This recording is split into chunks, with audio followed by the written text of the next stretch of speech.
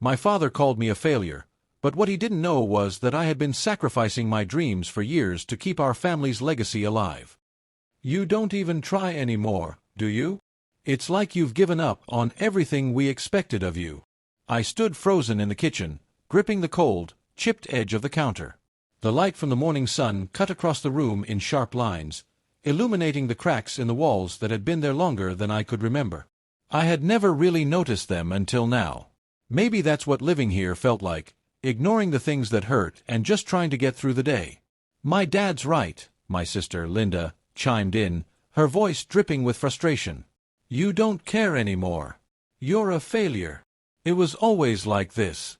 Always the same disappointment. I didn't even flinch at the words anymore. No, Linda, he needs to hear this. Everyone his age is doing something. Julia just got promoted. Tom bought his second house. And look at him, still clinging to this family store like it means something.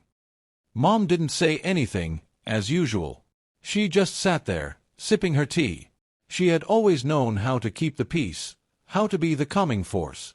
She had always believed in me, even when I couldn't believe in myself. But today, something inside me cracked open. Dad's words, as harsh as they were true in a way I hadn't wanted to admit. He didn't know everything I had sacrificed. He never did.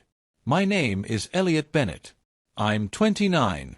When I was 17, I got a scholarship to one of the top design schools in New York.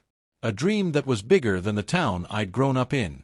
A dream that could have taken me far, far away from the endless cycle of hard work and silent suffering. But I didn't go. I stayed. I remember the night before I was supposed to leave. My bags were packed. My ticket was booked. I could already picture the freedom, the world beyond this small town.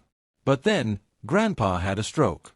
My father was a mess, barely able to stand, his voice cracking every time he spoke about how the store might fail. I stayed because I thought it was temporary, because I couldn't leave when they needed me. That was 12 years ago. The dreams I gave up are a blur now, but they haunt me still. When I was 18, I dreamed of buying my first car, something sleek, something that didn't scream, small-town boy. I had always admired a vintage 1969 Mustang. Its engine roared with the kind of power I wished I had, but I never got the chance to buy it. Every paycheck I earned went into paying bills, fixing things around the store, and keeping things afloat. The money that could have been spent on a dream car was spent on things that didn't belong to me, things that only belonged to this family and the legacy I had to protect. I dreamed of traveling. I wanted to see the world, France, Italy, Japan, but I never made it past the end of our street. The closest I got to foreign soil was a visa application I filled out for a summer job abroad in Paris. But I never sent it. I didn't have the courage to ask Dad if I could go. He needed me here. We were falling apart without me. My dreams were secondary. I dreamed of a life outside this town, where I could be Elliot Bennett, not just the Bennett kid who ran the family store. I wanted to move to New York, get an apartment, and pursue graphic design, become the artist I always knew I could be. But those plans disappeared the day I promised to take care of the store. The city lights that I used to imagine were now replaced with the flickering neon lights above the hardware store. And the biggest dream I gave up? I wanted to build a family of my own. I wanted to fall in love with someone who saw me as Elliot, not as the person I had to be for everyone else. But I couldn't do that. Not when my whole world was here, tangled up in responsibilities I had no choice but to carry. He's not a failure, Dad, Julia's voice cut through the tension, her tone softer, more cautious. You just never bothered to ask why he stayed. No, Linda, he needs to hear this.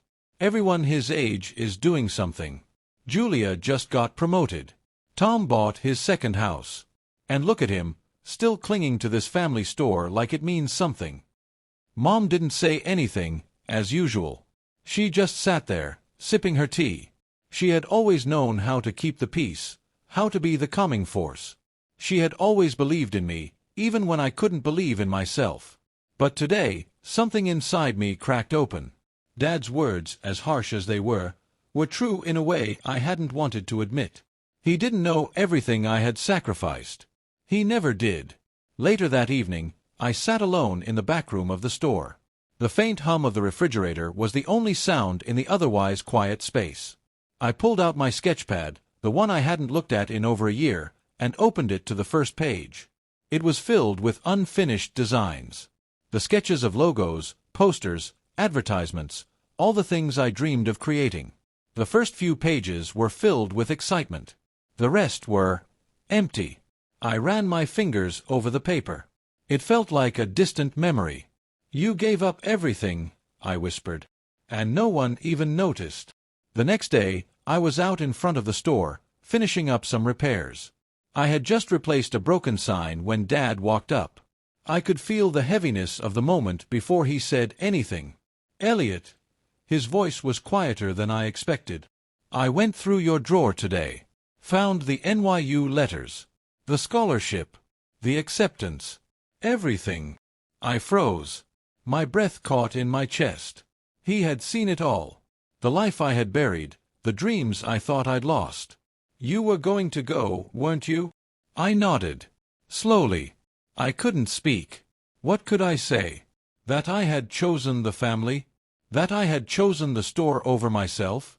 That I had let my dreams die for this legacy that no one even appreciated? "Why didn't you ever tell me?" I looked at him then. Really looked at him.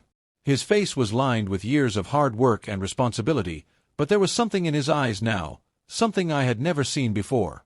"Because you were already drowning," I said softly. "I stayed because I thought you needed me more than I needed my own dreams." For the first time, Dad didn't argue. He didn't say anything. He just sat down beside me on the bench, his shoulders slumped in a way I had never seen before. That night, after everything had settled, I took one last look at my old sketches. I thought about the things I had given up and what I could have had. But then I realized something.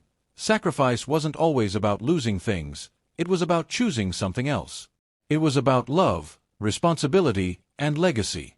And for all the things I had sacrificed, it didn't make me a failure. It made me human. Dad apologized that night.